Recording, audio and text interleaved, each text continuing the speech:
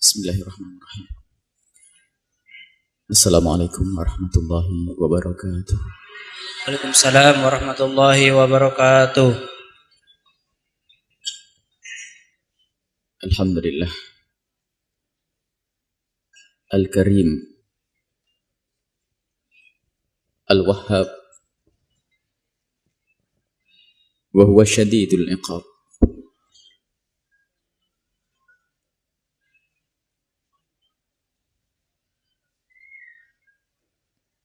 Wassalatullahi wassalamu ala habibina wa syafi'ina wa maulana sayyidina Muhammad Allahumma shalli wa sallim alaihi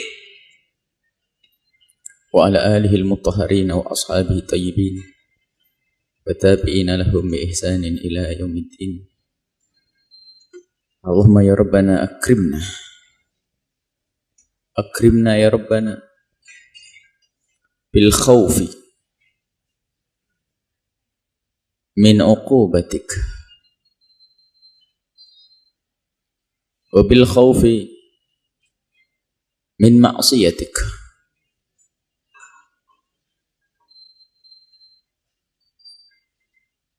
wa bil khawfi min maqtik. Akrimna ya Rabbana fi hadhihi dunya bit ta'ati wa taqabbal ya Rabbana minna hadhihi ta'at. A'inna ya Rabbana ala dhikrik wa syukrik wa husni ibadatik wa a'inna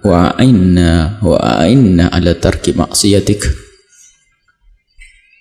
Allahumma ya Rabbana ikfina bihalalik an haramika wa aghnina bifadlik amman siwak. Allahumma ya Rabbana hsyurna ma'zumrati habibika sayyidina Muhammad wa tahta liwa'ihi urzuqna ya Rabbana taubata qabla al-maut wa syahadata 'inda al-maut wal jannata ba'da al-maut. Amma ba'du. Hadirin hadirat kaum muslimin dan muslimat, alhamdulillah kita bisa terus istiqomah. Semoga ini benar-benar tanda bahwa kita akan menjadi ahli husnil khatimah. Itulah yang kita harap, karena perjalanan kita di dunia ini kesimpulannya pada finish akhir di saat kita hidup di dunia, yaitu di saat dicabut nyawa kita. Dan itu yang didamba oleh para salafus saleh. Sekaligus kita harus takut kalau kita harus takut jika seorang hamba dicabut nyawanya oleh Allah dalam keadaan dia dimurkai oleh Allah, tidak ada iman, artinya ia adalah su'ul khatimah. Sehingga seperti inilah yang diajarkan oleh para ulama, rindu kepada majelis yang mulia.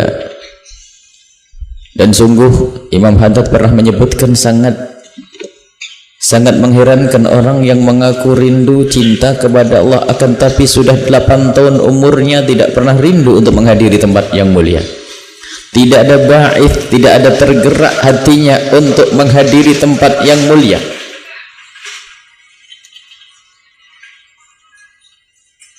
Dan sungguh mengherankan lagi jika orang sudah menghadiri tempat yang mulia bertahun-tahun tapi tidak pernah tergerak hatinya untuk merubah dirinya untuk menjadi orang yang mulia.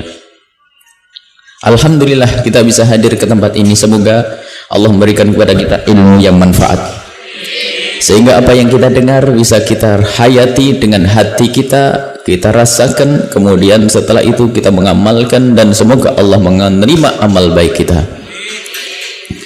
Seperti biasa kita akan baca yang pertama kitab At-Tajridus Sharih, yang kedua kitab Riyadhus Shalihin.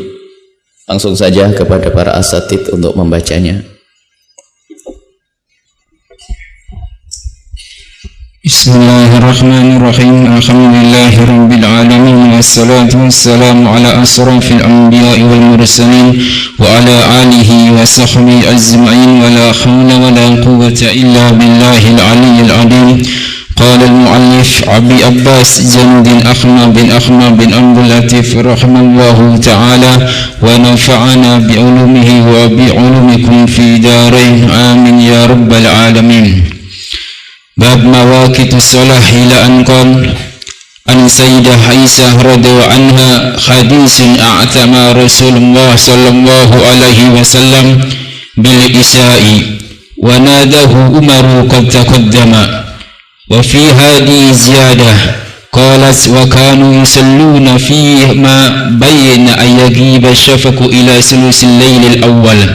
وفي رواية عن ابن عباس رضي الله عنهما قال فخرج رسول الله صلى الله عليه وسلم كأني أنظر إليه الآن يقطر رأسه ماء وادئا يد على رأسه فقال لولا أن أشق على أمتي لأمرتهم أن يصلوها هكذا.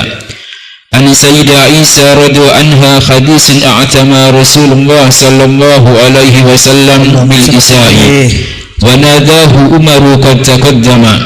وفي هذا زيادة قال وكانوا يصلون فيما بين أن يغيب الشفق إلى ثلث الليل الأول. وفي رواية عن ابن عباس رضي الله عنهما قال فخرج رسول الله صلى الله عليه وسلم كأني أنظر إليه الآن يقطر رأسه ماء وادئا يد على رأسه فقال لولا أن أشق على أمتي لأمرتهم أن يصلوها هكذا. عن سيدة عائشة رضي الله عنها حديث أعتمى رسول الله صلى الله عليه وسلم بالإشاء وناداه عمر قد تقدم. وفي هذا زيادة قالت وكانوا يصلون فيما بين أن يغيب الشفق إلى ثلث الليل الأول.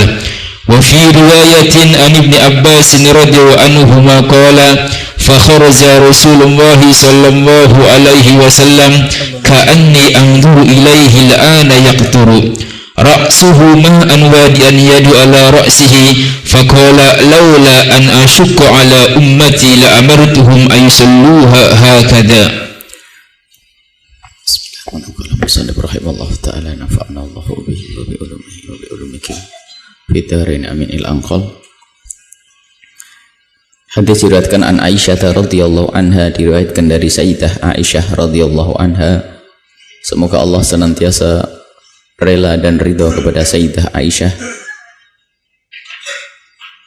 Beliau meriwayatkan satu hadis, a'tama Rasulullah,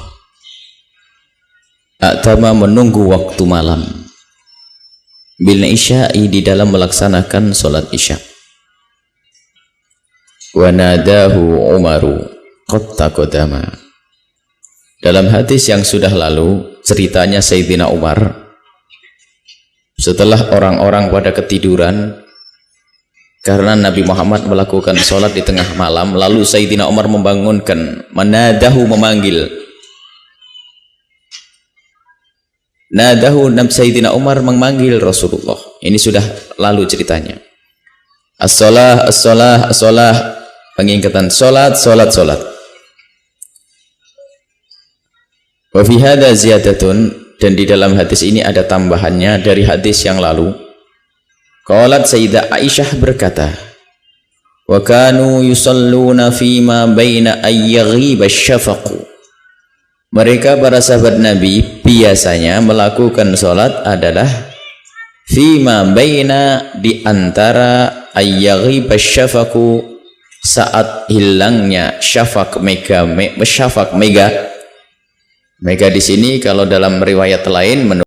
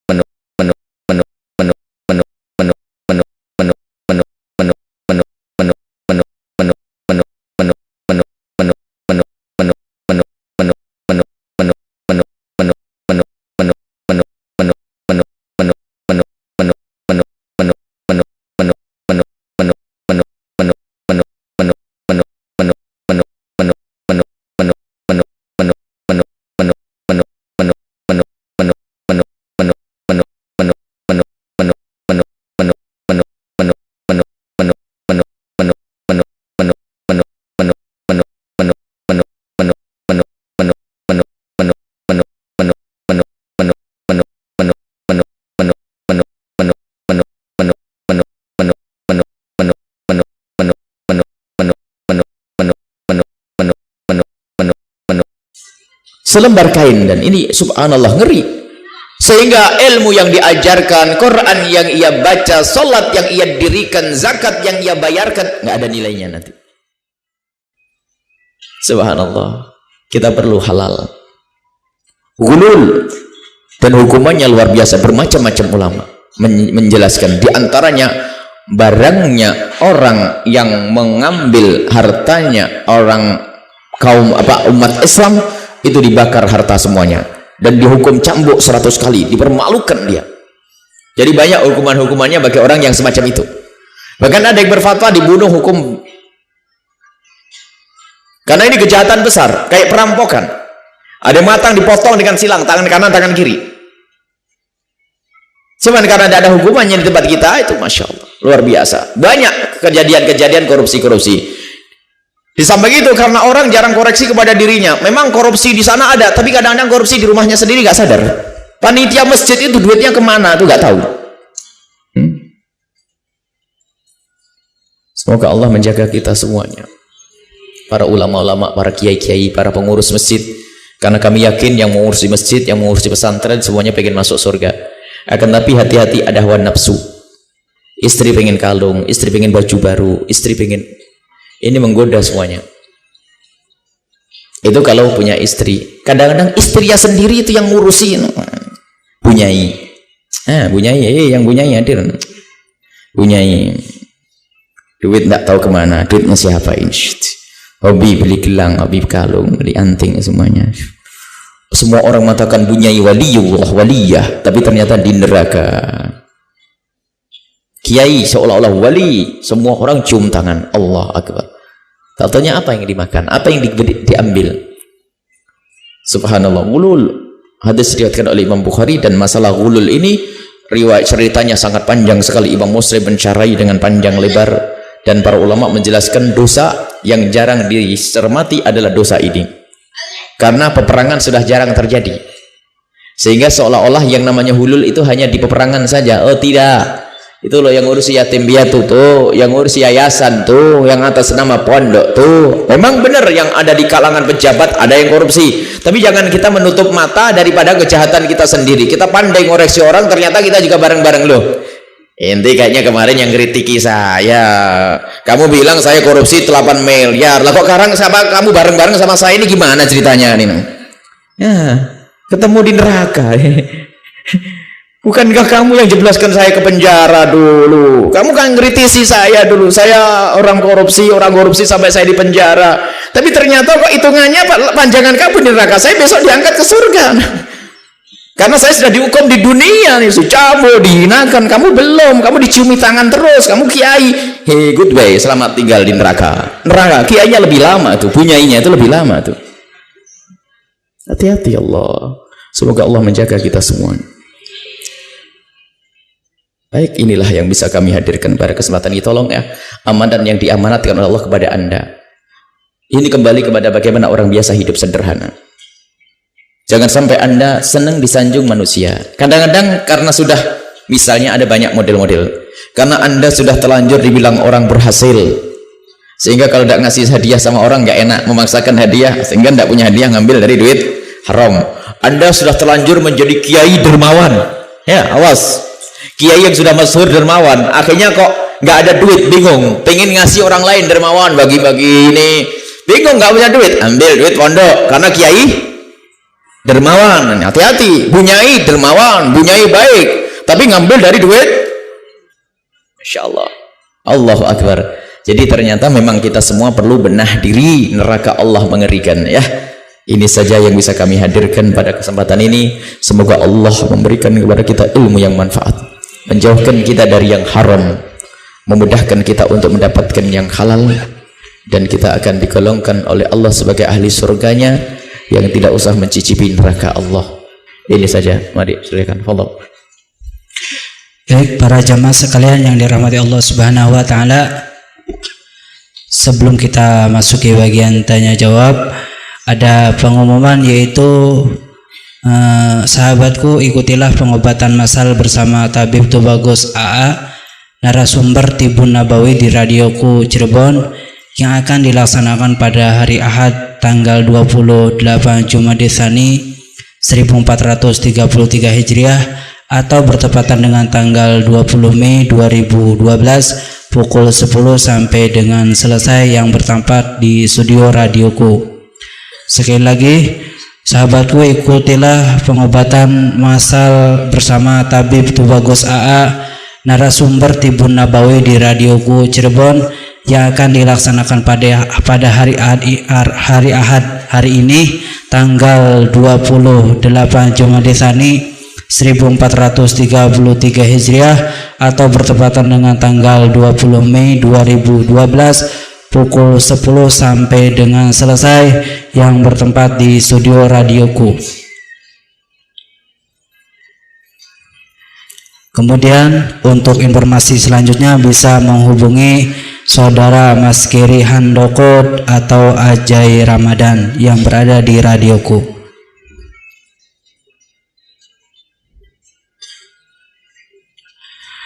Kemudian kepada para jamaah yang bertanya, kami persilahkan untuk memudahkan tanya jawab ini, kami persilahkan satu penanya dari jamaah bapak-bapak dan satu penanya dari jamaah ibu-ibu, dengan satu orang satu pertanyaan.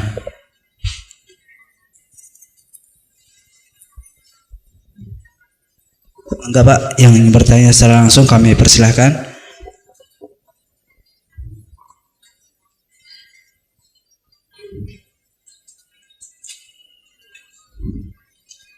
Dimohon berdiri Bapak. Assalamualaikum warahmatullahi wabarakatuh. Assalamualaikum warahmatullahi wabarakatuh. Nama saya Hasep Mansuri dari Beber. Begini Bu ya, ada kejadian di masyarakat. Pertanyaan saya tidak sehubungan dengan tema, tapi luar daripada tema. Ada kejadian masyarakat masalah perkawinan Bu ya. Salah? Masalah perkawinan ataupun nikah. Banyak diantaranya orang yang ditikahkan secara sir ataupun nikah kiai. Setelah ditikahkan, dia ditinggalkan dengan begitu saja oleh suaminya. Yang saya tanyakan, bagaimanakah cara menolaknya ataupun dia kalau kepengen menikah lagi? Karena orang tersebut ditinggalkan dengan begitu saja oleh suaminya. Jadi wanita tersebut belum dicerai ataupun ditolak. Itu bukan satu orang, dua orang, kadang-kadang diantaranya di masyarakat itu banyak. Hanya itulah, mohon penjelasan. Terima kasih. Assalamualaikum warahmatullahi wabarakatuh. Waalaikumsalam warahmatullahi wabarakatuh. Selanjutnya dari ibu-ibu.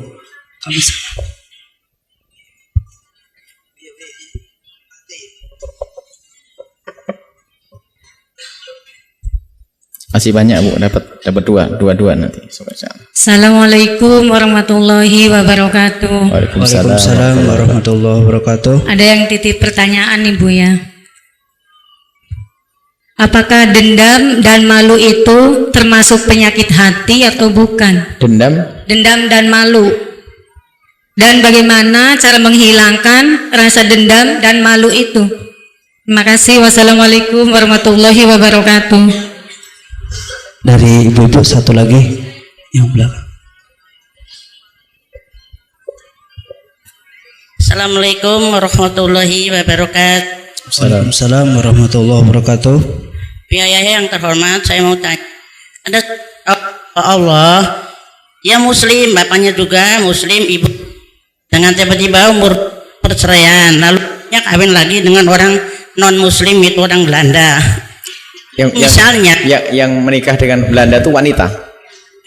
Ibunya itu, lalu dengan tiba-tiba misalnya dapat bagian dari ibu asli dan bapak tere Belanda, misalnya uang tersebut buat haji, apa hukumnya sah apa tidak? Sudah segitu aja. Assalamualaikum warahmatullahi wabarakatuh. Waalaikumsalam warahmatullahi wabarakatuh. Selanjutnya kami persilakan kepada Al-Mukarram Buya Yahya untuk menjawab pertanyaan. Bismillahirrahmanirrahim. pernikahan itu akan dianggap sah jika memenuhi syarat rukunnya. Rukunnya adalah ada kedua mempelai, suami istri ada, kemudian ada wali, ada dua saksi, kemudian setelah itu ada akad namanya ijab kabul. Selagi terpenuhi ini dan tanpa ada mawani, artinya memang wanita itu boleh dinikahi, bukan mahramnya, bukan wanita yang sudah beristri atau bukan wanita yang punya suami, maka pernikahan sah. Jadi urusan surat yang ada di KUA itu sebetulnya perlu memang, tapi itu tujuannya sangat bagus untuk menjaga apa yang ditanyakan ini. Jadi memang kami himbau untuk mematuhi ini. Apapun pernikahan harus dengan surat-surat. Jadi diupayakan khususnya adik-adik putri kalau menikah dengan surat. Adapun masa proses misalnya hanya seminggu 2 minggu, mungkin kan pengen cepat lalu beres, seperti yang sering terjadi di pesantren ini, biasanya nikah dulu suratnya dinyusul nih. Karena yang menikah sudah jelas, bukan orang yang baru datang dari mana saya mau menikah dengan anakmu. Nah, ini semuanya sudah orang-orang yang kita kenal. Nah, surat itu memang dihimbau, bahkan itu termasuk sunnah dalam hal semacam ini. Karena segala sesuatu yang diadakan untuk menjaga sebuah ikatan agar orang tidak zalim itu adalah sunnah. Bahkan sebagian ada yang wajib, seperti halnya mencatat yang namanya utang piutang. Ikatan utang piutang, idza tadayantum bidaini ila ajalin musamma faktubuh, urus tulis. Kenapa mengatakan wajib ditulis? Karena apa? Kalau ditulis nanti aman. Termasuk pernikahan ini agar kalau ada permasalahan bisa diselesaikan. Kalau ternyata ada orang yang akad sirri belum pakai ke mahkamah, maka pernikahannya tetap sah. Akan tapi dikhawatirkan kalau terjadi apa-apa nanti bingung. Kalau seandainya nggak dikasih nafkah, menuntut ke mahkamah nggak bisa. Mahkamah akan bilang, bagaimana kau menuntut nafkah? Tidak tercatat pernikahanmu di sini. Nah, maka tetap dihimbau untuk bisa diurus di KUA, kantor urusan agama. Dan alhamdulillah banyak kantor urusan agama yang memang komunikatif dengan para ulama. Termasuk yang di Sumber, insya Allah beliau akan membantu hal-hal kayak begini ini. Jadi kalau seandainya ada di antara kaum muslimin punya pernikahan ini kok belum resmi dengan surat nikah, bisa saja laporan nanti bakal dibantu. Kami sudah pernah langsung ngobrol dengan yang bersangkutan, kepala KUA Sumber, agar bisa membantu, dan beliau adalah orang yang menyambut. Dan kami harap bahwasanya kepala KUA yang lainnya juga semacam ini. Jadi kalau memang belum punya surat nikah segera diusisi, gampang. Kalaupun masalah pembayaran, wajarlah namanya administrasi ya. Kalau tidak punya nanti ngomong saja ke kami nanti ini. Ngomong ya, ini masih ada berapa sih ini? Paling dimarahi dulu, bagaimana kamu kok belum punya suratnya itu. Jadi tolong diselesaikan. Nah, kalau terjadi perceraian, atau terjadi kezaliman, suaminya ternyata pergi tidak mau ngasih nafkah, nggak nyerah, lama lagi, hilang lagi, di mana ini, ya kan? Lalu sang istri ketahuilah, sampai kapanpun kalau sang suami belum menceraikan, maka belum terjadi perceraian. Sang wanita tersebut tetap tidak boleh menikah kecuali sudah diceraikan oleh hakim. Hakim nanti mengajukan ke mahkamah, kalau saya minta dicerai karena suami saya begini, dan pihak mahkamah mencermati apakah sudah memenuhi syarat, dusta atau tidak dusta. Sebab tidak semua permohonan wanita untuk dicerai ini dipenuhi. Karena bisa saja dia bohong, karena wanita itu dalam kesal sedikit saja sudah gede yang ngeluhnya. Karena wanita itu lembut. Jadi orang lembut itu kalau kesakitan sedikit cepat kerasa kan ya. Jadi waduh, saya tidak dikasih nafkah bertahun-tahun, padahal cuma 1 tahun, bertahun-tahun. Tidak pernah pulang sama sekali ke rumah, padahal hanya terlambat 2 bulan. Ini biasa, no. Saya dikungkung di rumah, nggak pernah diajak kemana-mana. Padahal setiap minggu suaminya pulang, diajak keliling jalan-jalan. Hanya ini dalam sebulan ini karena suaminya yang lembur, jadi tidak pernah diajak. Jadi biasa. Jadi bapak-bapak harus paham kalau suami istri ngomong berlebihan itu, maksudnya ungkapannya itu. Ini jadi ya begitulah berlebihan. Tapi ya harus paham saja. Baik. Setelah itu, bagaimana caranya? Dia diadukan ke mahkamah, tapi kan saya tidak punya surat nikah, ya kan? Bermasalah karena dia tidak pernah punya surat. Maka dalam hal semacam ini harus ditangani. Tidak mungkin. Maka KUA atau pengadilan ini seharusnya tugasnya juga menyelesaikan kasus yang semacam ini.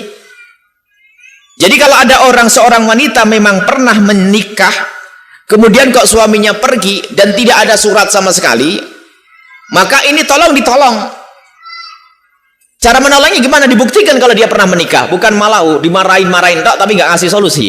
Anda boleh marah habis-habisan, misalnya pihak ke pengadilan, kamu ini bagaimana, makanya jangan melanggar begini, boleh, tapi kasih solusi. Ibu, saksi waktu menikah dulu siapa? Didatangkan 2 saksi. Kalau sudah 2 saksi didatangkan, bahasanya ini pernah menikah, selesai. Kemudian dibuktikan lagi, benarkah sang suami tidak ngasih nafkah lalu pergi dan sebagainya, baru kalau begitu nanti dicatat pernikahannya. Jadi dicatat menyusul ada saksi dan sebagainya bahwa ini pernah menikah. Ini harus ada solusi. Kemudian setelah benar-benar oleh pihak pengadilan atau mahkamah itu dianggap dia pernah menikah, baru nanti mahkamah berhak untuk mencerai, bisa mencerai. Jadi dibuatkan, anggap saja disusulkan surat nikah karena memang dia pernah menikah dan semua orang satu kampung tahu, anaknya 2 lagi. Jadi itu harus segera diberesin, tidak boleh dibiarkan begitu saja. Jadi yang berhak mencerai dia nanti adalah pihak mahkamah, namanya pengadilan.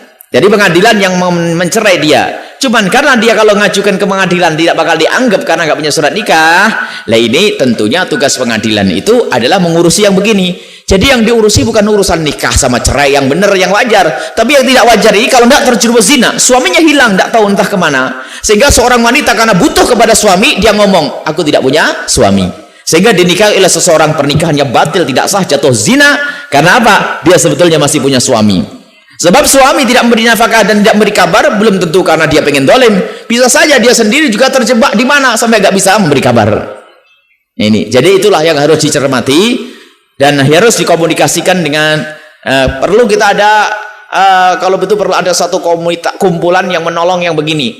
Jadi promosikan. Kalau perlu tidak apa-apa. Al-Bahjah menjembatani siapapun yang sekarang lagi nikah sirri nggak pakai surat, laporan cepat.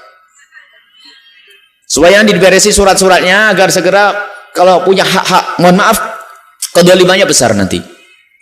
Kalau misalnya ada seorang laki-laki nikah siri, tidak ada surat dan sebagainya, di sana punya anak. Kalau tiba-tiba mati sewaktu-waktu, ayo, kedolimannya luar biasa, warisan. Dia berhak dia, biarpun nggak ada di mahkamah dia. Akan tapi karena nggak ada surat di mahkamah, istri pertama jadi masuk neraka. Alasannya apa? Saya kan nggak ada bukti suratnya. Jadi dia bilang, masa dia mendapat bagian, enak saja. Anaknya siapa itu?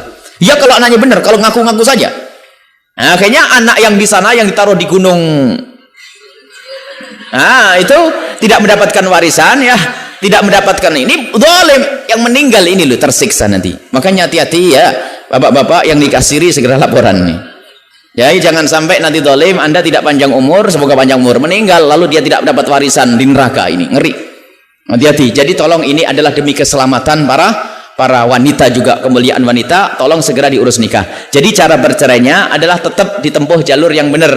Nggak bisa langsung, oh dia nggak punya istri suami ya sudah, nggak ada. Selagi sang suami belum mengatakan aku cerai atau dari pihak mahkamah menceraikan, dia adalah tetap istrinya laki tersebut sampai mati pun tidak boleh menikah, dan ini yang harus diyakini. Dan kalau masih menikah maka hukumnya zina dan dihinakan oleh Allah Subhanahu wa taala.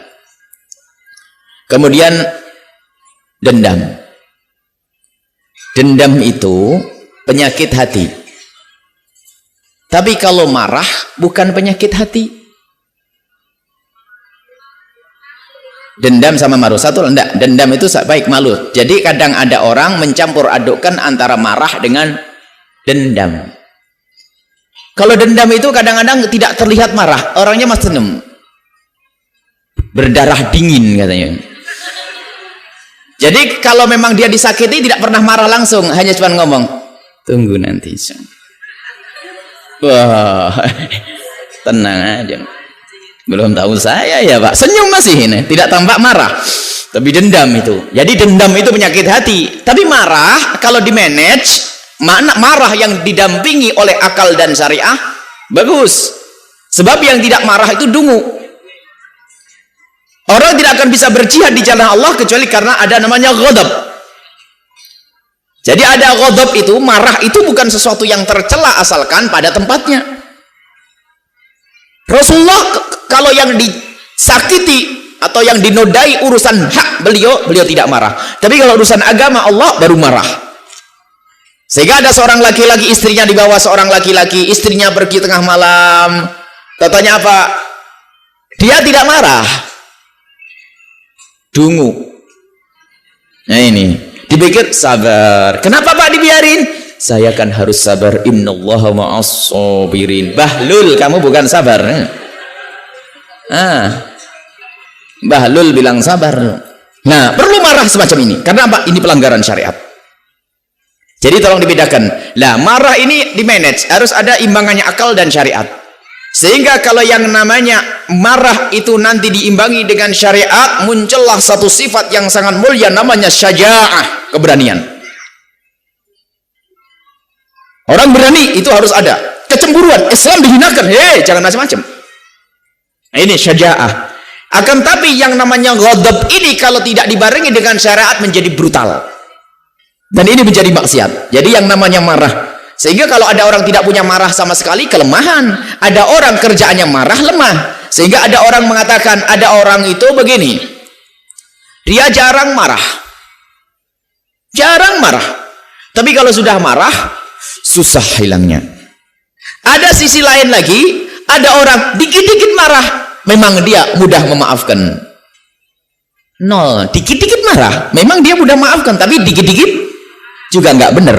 Atau dia tidak pernah marah, tapi kalau sudah marah, dendamnya, itu juga nggak benar. Akan tapi yang benar, Anda marah, waktunya marah, dan semua ada batasannya. Ada mudah memaafkan, tapi ada batasan marah. Jadi marah. Lah, kalau dendam disimpan di dalam hati. Dendam itu maksudnya apa? Dia akan mencari kesempatan untuk menuangkan amarahnya sehingga akan menyakiti orang yang berbuat kepadanya itu. Itu dendam. Dan itu bisa saja dengan ungkapan langsung mencaci dia atau pukulan atau dengan cara menggunjing dia. Dendam itu bahaya. Karena Anda dendam dengan seseorang, kurang ajar, awas ya, nanti saya hinakan, cerita sana sini, memfitnah. Itu berangkat dari dendam. Jadi dendam itu penyakit hati, tapi kalau marah asalkan di-manage menjadi satu sifat yang sangat agung namanya syaja'ah, keberanian. Dan di dalam perang kalau tidak ada syaja'ah, nggak ada marah, gimana bisa perang? Orang perang itu marah dulu, tapi marah yang di-manage oleh syariat. Siapa yang harus aku bunuh? Bukan ngebom di tempatnya kaum muslimin, bukan membunuh kaum muslimin. Ini orang kafir, harbi, memerangiku, aku harus perang. Makanya muncul orang-orang besar kayak Sayyidina Ali. Mereka marah di saat dihinakan Rasulullah. Sayyidina Abdullah bin Mas'ud marah waktu Rasulullah dihinakan. Nah, ini baru benar. Sekarang syariat Nabi Muhammad dibela, apa direndahkan, malah tenang-tenang, malah ini bela orang kafir. Saya dengar walau informasi benar atau tidak benar. Ada sebuah informasi bahwasanya ada hukum-hukum Islam yang dinodai. Ada satu buku yang mengizinkan tentang lesbian. Ada ini. Tak taunya apa? Di saat ada umat Islam yang pengen bangkit, ada umat Islam membela. Ini sakit. Na'udzubillah. Kalau sudah semua yang sudah qat'i, yang sudah pasti dalam agama, jangan macam-macam. Neraka. Kalau Islam pengen disanjung sebagai agama yang lembut, tidak harus kita membela, tidak usah merestui kita yang namanya lesbi atau hukum poligami, enggak, hukum homoseks. Kalau poligami lain ini syar'i. Tapi kalau homoseks tidak syar'i. Kalau yang mengatakan homoseks adalah halal, keluar dari iman. Yang membela mereka akan digolongkan bersama mereka. Na'udzubillah. Dan akan diuji di anak keturunannya nanti. Hati-hati. Masya Allah, ini ada model kayak begini. Ini apa namanya? Dendam. Kalau dendam itu penyakit hati. Jadi orang tidak boleh dendam. Dan obatnya adalah mendoakan orang lain. Kalau ibu dendam, kurang ajar benar. Awas ya, dirubah. Awas ya, besok saya kirim hadiah. Nah, ini baru dirubah, baru benar itu. Kemudian namanya haya, malu, itu ada dua model, Bu. Sebab bahasa Indonesia memang bahasa melarat, Bu. Bahasa miskin, jadi bingung nerjemahkan. Banyak kan diambil dari bahasa Arab, rahmat, kasih sayang, rahmat, kemudian apalagi. Jadi yang namanya malu itu kadang-kadang begini. Aduh, malu saya pakai baju itu. Saya malu pakai motor ini. Saya malu. Padahal Nabi Muhammad sudah menyebut adalah haya'u minal iman. Malu itu termasuk bagian iman. Apa malu yang dimaksud Rasulullah ini? Jadi malu istilah yang dimaksud Rasulullah beda dengan malu kita zaman sekarang ini. Sekarang pakai baju sederhana, malu. Kerja sederhana, malu. Nah, malu yang sesungguhnya ada. Orang waktu itu ada hadis Nabi sallallahu alaihi wasallam. Istahyu minallahi haqqal haya. Nabi Muhammad bersabda, Hendaknya engkau malu kepada Allah dengan malu, dengan benar-benar malu. Para sahabat Nabi menjawab, kulluna nastahyi ya Rasulullah. Kami semua malu ya Rasulullah.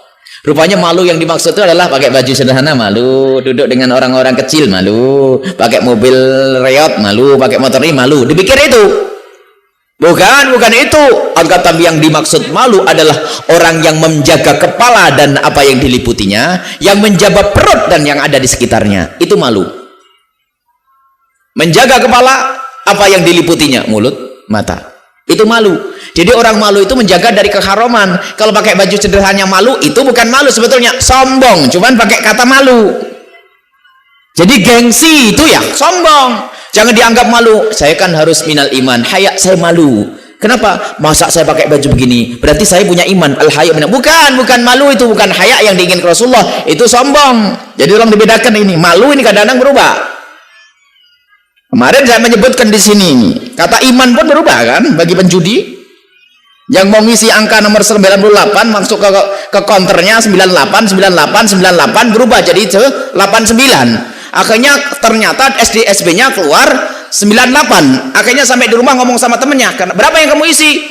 89. Loh, kan saya ngomong 98. Itulah saya bingung begitu. Kata temennya apa? Kamu tidak kuat iman sih. Nah, iman jadi berubah kan? Kalimat iman. Jadi memang istilah itu sering berubah. Jadi yang dimaksud haya, malu yang syar'i, malu yang termasuk iman itu adalah malu menjalankan keharaman. Malu kalau mata ini melihat yang haram. Malu kita melakukan yang haram itu. Malu kepada Allah. Lah kalau Anda malu dengan kesederhanaan itu bukan malu, namanya sombong. Biarpun kalimatnya sama, malu, saya malu, sombong. Gak usah gaya-gayaan sudah. Mati pakai kain kafan 1, 3 hari badan busuk, setiap pagi Anda ke belakang buang apa? Ada usah sombong lah pakai gengsi saya. Mas saya biasa pakai mobil mewah. Saya ustadz berjubah ini, masa harus dirembut pakai mobil Reot nih? Tidak menghormati ilmu ya, enggak usah ini. Malu sombong itu. Saya sombong. Jadi malu itu ternyata kesombongan. Tapi malu yang disebut Rasulullah termasuk bagian dari iman itu adalah malu melakukan kemaksiatan. Ini yang dimaksud malu. Jadi malu yang sombong tadi penyakit hati, tapi malu melakukan kemaksiatan adalah kemuliaan yang dicintai oleh Allah Subhanahu wa taala. Seorang wanita menikah dengan seorang laki-laki muslim. Kemudian setelah itu bercerai, menikah dengan seorang laki-laki kafir. Nasib wanita tersebut. Memang ada sebagian orang jalannya ke neraka, lancar jaya. Sudah dapat suami muslim ya, tatanya pindah suami yang kafir. Tidak terjadi pernikahan kalau ada seorang wanita menikah dengan seorang laki-laki kafir, jatuh zina hina. Gitu masih ngurus bab haji misalnya, itu adalah jatuh zina. Cepat kembali kepada Allah, tinggalkan laki-laki itu, mencarilah seorang muslim. Biasanya penyakitnya orang begitu tuh menumpuk karena tamak. Barangkali dia adalah orang kaya, dia punya banyak duit, dia begini gaya orang barat karena sering terlihat di film ya.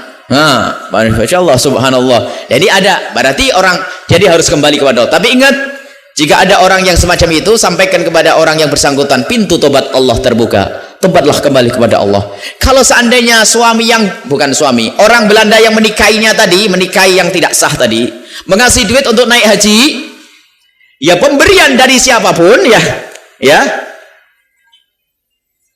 tapi itu seperti pemberian dari orang zina. Jadi karena dia digauli maka dikasih duit, seperti seorang pelacur yang mendapatkan gajinya. Tapi kalau ada seorang wanita di sini dikasih oleh orang kafir tanpa ada hubungan kayak begitu, misalnya ada seorang wanita, ada orang kafir ngasih duit untuk haji, sah. Tapi ini kasusnya sangat berbeda. Karena ada imbal balik, dia digauli, dia ini, jadi seperti pelacur sudah. Karena dia bisa menyenangkan dia, maka saya kasih duit untuk dihajikan. Seperti orang, saya mau merampok, besok mau naik haji. Begitu. Ketahuilah kita harus takut kepada Allah, dan memang ada masyarakat kita ini memang subhanallah masyarakat yang tidak, maksudnya ada urusan kekaguman kita ini sudah salah. Semestinya kita bangun kekaguman dengan orang-orang soleh. Tapi anak-anak kita itu banyak yang sudah gandrung kepada artis dan sebagainya. Sampai kalau ada konser-konser orang barat yang tidak pernah sujud itu Masya Allah. Sampai suatu ketika kalau seandainya rok dalamnya dilempar, direbut sama anak-anaknya Pak Haji itu. Ini adalah satu kehinaan itu sebetulnya. Dan ini bukan sesuatu yang khayalan. Ada terjadi kayak begini itu. Padahal dia tidak pernah sujud. Sampai mohon maaf, naudzubillah, wanita yang sudah gandrung dengan seorang artis itu, mohon maaf, kira-kira kalau tiba-tiba diambil sama artis tersebut, artis barat, itu anaknya Pak Haji yang lagi nonton konser, yang wah yang begitu, kalau dia ditarik tangannya diajak zina, mau atau tidak? Bakal mau, karena dia mengagumi. Karena apa? Kekagumannya itu menjadikan imannya hilang. Jadi ini banyak permasalahan kita ini, sehingga perlu kita menjadikan orang semakin rindu kepada Rasulullah, kepada pendidikan Rasulullah, kepada majelisnya Rasulullah, agar anak-anak kita selamat. Kita doakan jika ada orang semacam itu, semoga Allah melindungi dan menjaganya. Sebab wanita tersebut mungkin dia mau naik haji, maksudnya kan baik, tapi Allah tahu maksudnya. Tapi tetap kita doakan jika ada kaum muslimah yang di bawah naungan orang kafir, yuk kita doakan saat ini. Semoga segera dibebaskan oleh Allah dan diselamatkan kembali, diberi oleh Allah suami yang soleh, yang baik, dan akan dimasukkan ke surga dan Allah mengampuni. Al-Fatihah.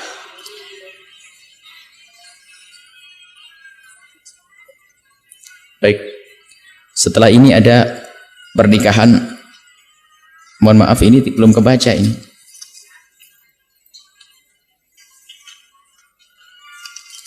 Karena waktu ya, insya Allah boleh simpan. Ini ada pernikahan, dimohon bagi ini ada yang meninggal dunia, Bapak Haji Tauhid.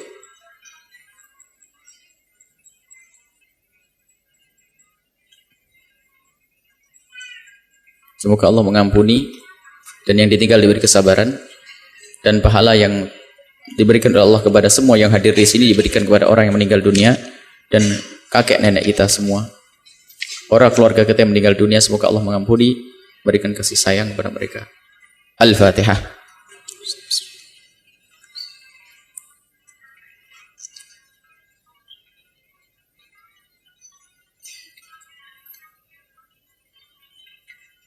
Alhamdulillah, informasi dari dana pembelian tanah yang waktu itu kurang 400 berapa, sekarang sudah mengecil tinggal 300. Alhamdulillah, puji syukur kepada Allah, semoga yang telah membantu diberi kemudahan dalam segala urusan mereka, dan pahalanya dikirimkan kepada orang yang telah mendahului, sebab ada di antara mereka yang membantu agar didoakan orang tua mereka yang telah meninggal dunia.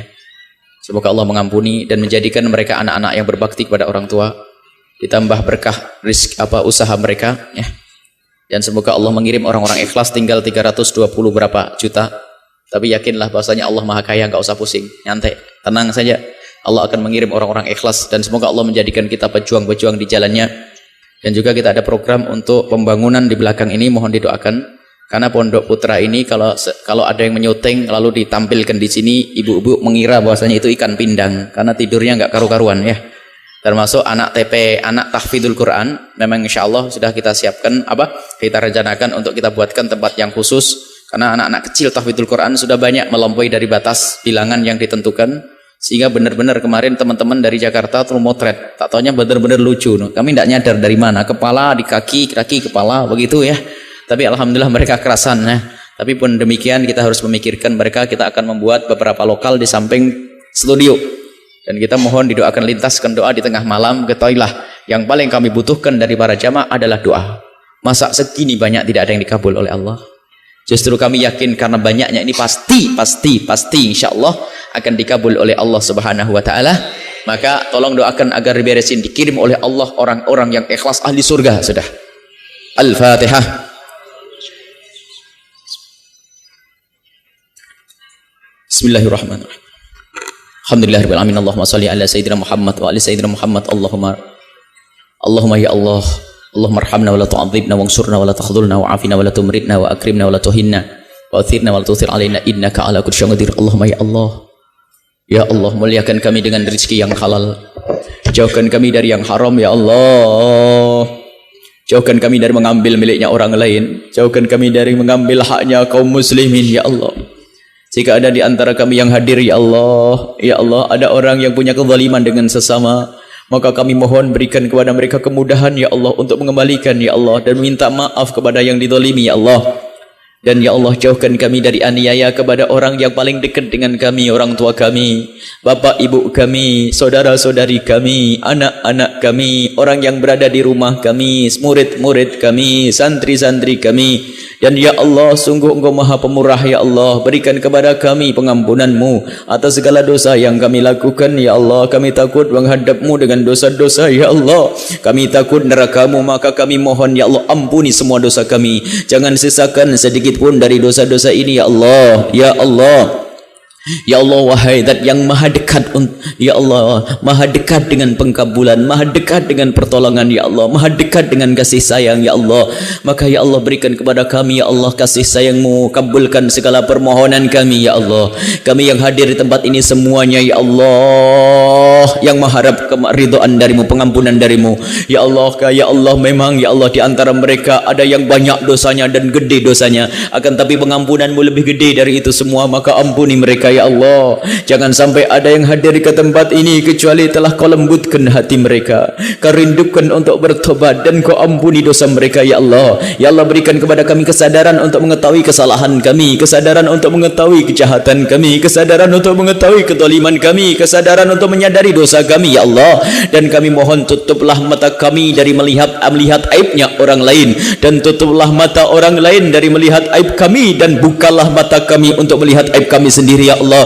Ya Allah, ya Allah, mudahkanlah kami untuk mendapatkan yang halal ya Allah. Halal, halal, halal ya Allah. Mudahkan urus ya Allah halal. Yang ingin menikah, mudahkan mereka untuk mendapatkan pasangan yang halal, yang Kau ridhai, yang menjadi sebab kemuliaan mereka di dunia dan di akhirat. Dan berikan kepada mereka keturunan anak yang soleh solehah, yang bakal dibanggakan oleh kekasih-Mu Nabi Muhammad ya Allah. Dan jadikanlah orang tua mereka adalah orang tua yang memudahkan urusan kemuliaan ini, dan jadikan anak-anak mereka anak-anak yang patuh untuk diarahkan menjadi yang mulia ya Allah.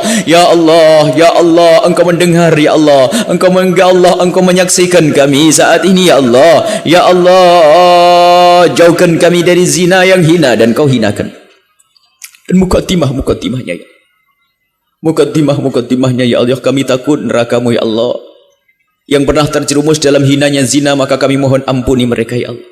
Tutup aib mereka, berikan kesadaran ya Allah. Jauhkan kami dari riba ya Allah. Jika ada di antara yang hadir masih berurusan dengan riba ya Allah, berikan ke dalam hatinya kebencian ya Allah. Dan bantulah ya Allah di kedepan hari untuk meninggalkan, dan gantilah dengan rezeki yang lebih bagus, yang lebih halal. Ya Allah, ya Allah, ya Allah, ya Allah, berikan kepada kami keistiqomahan ya Allah. Mudahkan segala urusan kami, lapangkan rezeki kami. Yang sakit sembuhkan, yang punya hutang mudahkanlah kami dalam membayar hutang-hutang kami ya Allah. Yang telah meninggal ampuni mereka ya Allah. Ya Allah, panjangkan umur kami dalam ketaatan serta sehat walafiat. Panjangkan umur kami dalam ketaatan serta sehat walafiat, dan berikan kepada kami semua ya Allah husnul khatimah, husnul khatimah, mati dalam keadaan iman. Dan jadikanlah ya Allah ucapan kami di akhir hayat kami bisa mampu mengucapkan dengan hati dan lidah kami kalimat agung dan mulia, la ilaha illallah Muhammadur Rasulullah, la ilaha illallah Muhammadur Rasulullah, la ilaha illallah Muhammadur Rasulullah sallallahu alaihi wasallam. Rabbana atina fid dunya hasanah wa fil akhirati hasanah wa qina adzaban nar. Wa sallallahu ala sayyidina Muhammadin wa ala alihi wa sahbihi wasallam. Walhamdulillahi rabbil alamin. Al-Fatihah.